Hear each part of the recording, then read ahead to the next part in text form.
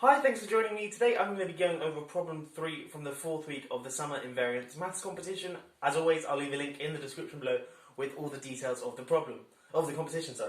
Anyway, let's get stuck into today's problem. Let n be a positive odd integer. Now we consider an n by n chessboard covered in 2 by 1 dominoes except for one corner. So I've drawn a case here, in the case n equals 3. So it's a 3 by 3 chessboard covered in these dominoes here, except for this one corner here. Okay, so this one's the empty square, and then the other tiles are all covered by these 2 by 1 dominoes. Now part 1 is we want to prove that we can slide the dominoes in such a way that moves the empty square to any corner.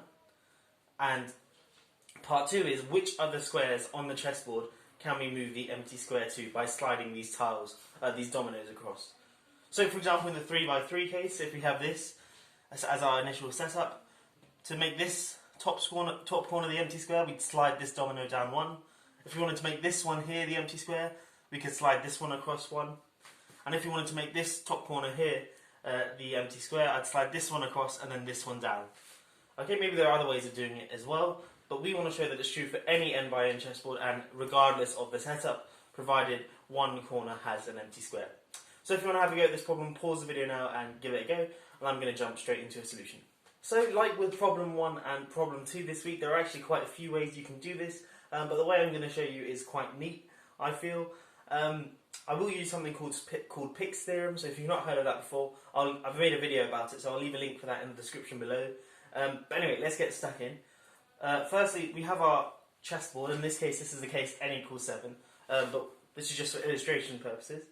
And we have, let's put our empty square in the bottom left. So if it's not in the bottom left originally, we can just rotate the board so it's in the bottom left.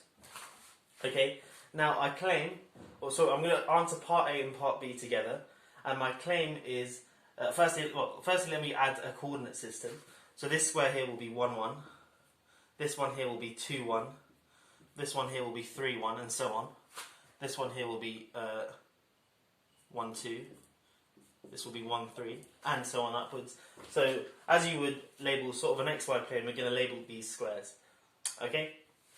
Now my claim is, I'll write it up here, claim, we can only move the empty square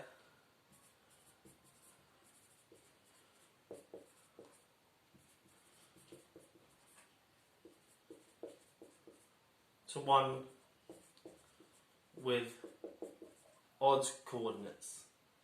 So with lambda mu as the coordinates, where lambda and mu are odd. Okay, so if we start off with our empty square there, there's some way of putting the empty square in this one here, in this one here, in this one here, but there's no way to put it in this one here, because this one has an even coordinate, but this one has an odd has both coordinates odd. Equally, there's no way to put the square there, the empty square there, and so on. And to prove that it must be, to prove that this is necessary, to prove that this is necessary, you can see this quite quickly, because when we slide a domino, if we slide a domino horizontally, that's going to change the x coordinate by 2, but in particular it's going to keep its parity. And similarly, when we slide a domino vertically, we're going to change the parity of the y coordinate. We're going to change the y coordinate by 2, but its parity will stay the same. Hence, because the empty square starts in an odd-odd, it must always be in an odd-odd, no matter how we slide the dominoes. So that means the only possible places it can be are the only possible places we can put the empty square is in a square which has both odd coordinates. Okay, firstly what I'm going to do is shade all these odd coordinates in black, and then I'll get on to proving how exactly we can show that we can move the empty square to any of these odd coordinates. Okay, so I've shaded each square that has an odd coordinate in black. Of course, this will be our empty square to start off with, and I'm going to show that we can go put the empty square on any of these black tiles here. And of course that answers part A, because all the corners are going to be black because n is odd, and it will also answer part B, because I've already shown we can't do it if either of the coordinates have an even number in. But then if I can show that I can move this empty square to any of the black squares here, then I answer part B and I prove that all the odd coordinates you can move the empty square to. Okay, so what I'm going to do is consider there's some tiling on this chessboard. Of course, leaving that the empty square. So we've got some dominoes covering this chessboard except the empty square. Okay, now look at each black tile. Now this one might have a domino on it. Oh no, it will have a domino on it. So it'll either have a domino like this, a domino like this, or a domino like this.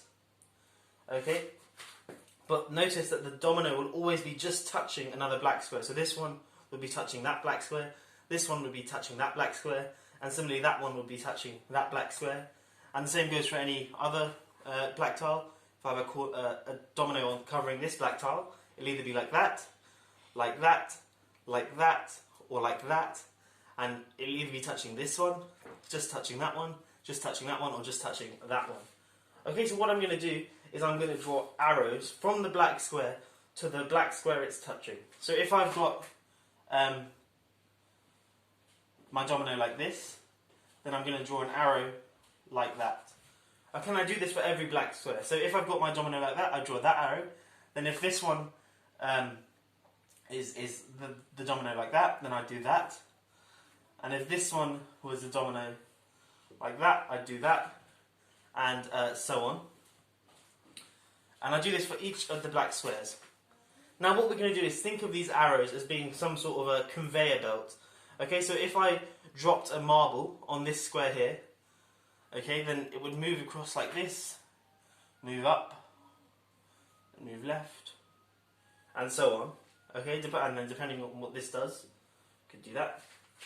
So, because the chessboard is finite, this marble will do one of two things. It will either eventually carry on and then hit this square here.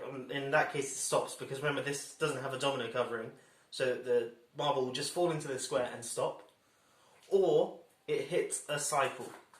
Okay, or it makes a cycle. So for example, you could think maybe it does something like this. So it goes from that square to this one. Okay, so it goes from that square to that square, and then we might think it goes like that. Something like that, we could think that. But I'm going to prove that this is impossible, we can't hit a cycle.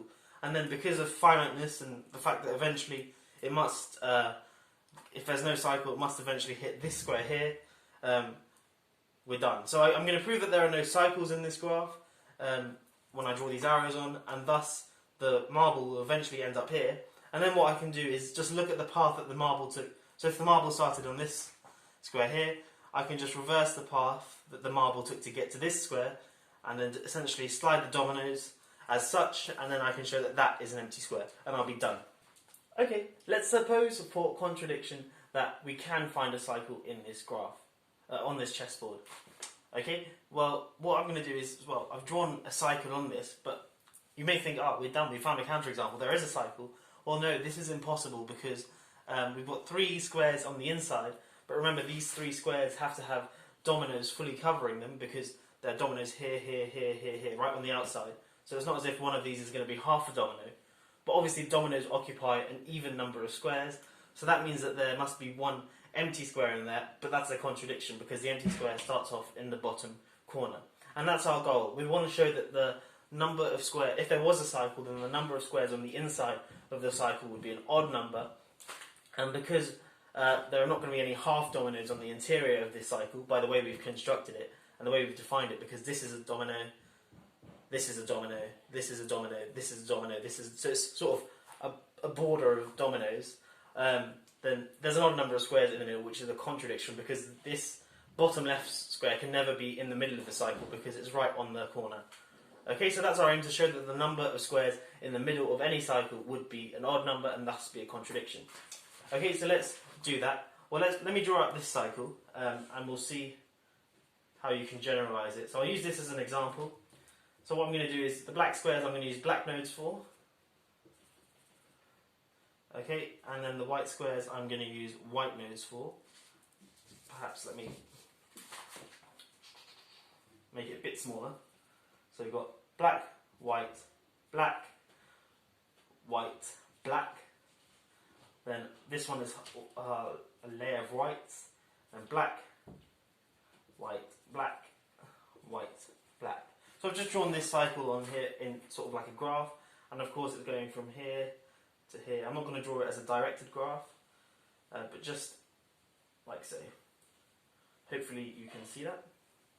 Very small, I know. Anyway, so firstly, let's make an observation that on the outside, on this little path I've drawn here, we've got an equal number of black and white points, and that's because we go black, white, black, white, black, white, black, white, black, white, black, white, and end up at black. So it's an equal number of black and white points.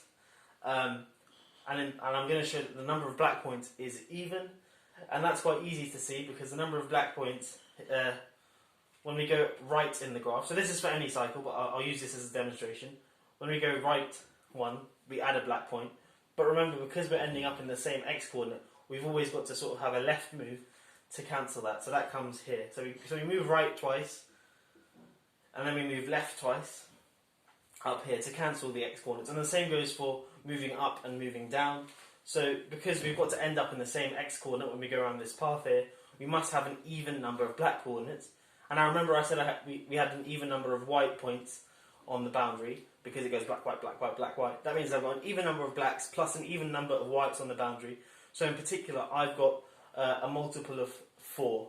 So if I sum up all the points on the boundary, I've got a multiple of 4. By the argument I've just gave, there's an even number of blacks, and then the same number of blacks are white, so I've got 2 times an even number of points on the outside, so that means I've got a multiple of 4. So I'm going to write number of points on the boundary to be b, and that's going to be a multiple of 4. So 4 divides b. Okay, now I'm going to look at the area of this cycle here, so this shape here. So in this case it would be 1, 2, 3, 4 times 2, so 8. Okay, but notice that 8 is divisible by 4, and I make that claim for any cycle. And the reason we can do that is as follows. We can always dissect this shape into these sort of 2 by 2 squares. Okay, and the reason for that is, remember, all of our vertices are black squares. Because remember, we can only change direction at black tiles by the way we constructed this arrow notation. So that means every time we go across, we're going to always end up at a black square. And similarly, every time we go up, we're always going to hit a black square. So we can always dissect this into 2 by 2 squares like so. And obviously each square has a multiple of 4, and we're adding up a bunch of numbers. So each square has an area of 4, and we're adding up a bunch of 4s. So of course the result is going to be a multiple of 4. So again, 4 divides the area. Okay, and now I claim that this means that we have the interior number of points to be an odd number. Why is this the case? Well, we're going to use Pick's theorem. So Pick's theorem, I made a video about it, so I'll leave a link in the description below if you've not heard of it before. And I prove it as well. So Pick's theorem is this. Let's fit that in just about. If we have a polygon with integer vertices, integer point vertices, then the area of the polygon A is equal to b over 2 plus I minus 1, where b is the number of points on the boundary, I is the number of points on the interior, and A is the area of the polygon. Okay, so in this case, remember we have 4 divides A, so that means that A is something like 4m. Okay, and we've got 4 divides B, so that means B over 2 is an even number, so that equals 2n, say, for some n. So we've got 4n equals 2n plus I minus 1, so let's bring everything on to the left-hand side, or bring this 2n to the left-hand side, so we've got 2m minus n equals I minus 1. So then the left-hand side is an even number, so that means that the right-hand side must be an even number, so I minus 1 is an even number, but then that of course means that I is odd, so the number of interior points is odd. And we can verify that in this case, we've just got these 3 interior points. And that's essentially it. We've shown that if there is a cycle, there must be an interior number of points, but that's a contradiction because the interior must contain full dominoes only and no half dominoes because it's completely bordered with full dominoes. But each domino occupies 2 spaces, and thus all the dominoes will occupy an even number of spaces, which means that there must be one empty square because the number of interiors are odd, but there can't be an empty square in the interior because that would mean that initially we have this empty square on the interior or something. That's impossible because the empty square is in the corner. It can't be in the interior of anything. So that means that there are no cycles when I draw these arrows on my graph to represent where the dominoes are pointing, and then that means that I'll always end up back here. So For example, I could have this, I could do this, oh no, I tell you, I can't do that. I maybe do this, then go up to here, then go down to here, go down to here, then here, then here, then here.